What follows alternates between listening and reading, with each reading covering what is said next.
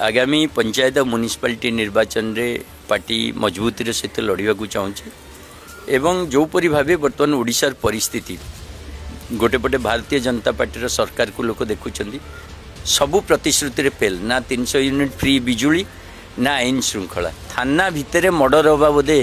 प्रथम घटना मु देखुची भारतीय जनता पार्टी आसवा पर महिला माने असुरक्षित शिशु असुरक्षित आउ आईन श्रृंखला विपर्यस्त सरकार कौ दिगरे चलची लोक जानीपारना गोटे राग लोक मान भितर वर्तमान साधारण भाव जनता भितर भारतीय जनता पार्टी को नहीं आ कांग्रेस बीजेडी रो जो परिपाके भोटिंग है राज्यसभा से गोटे मेसेज वेरी क्लियर जे जदि ओडिशा रे ओडिशावासी भविष्य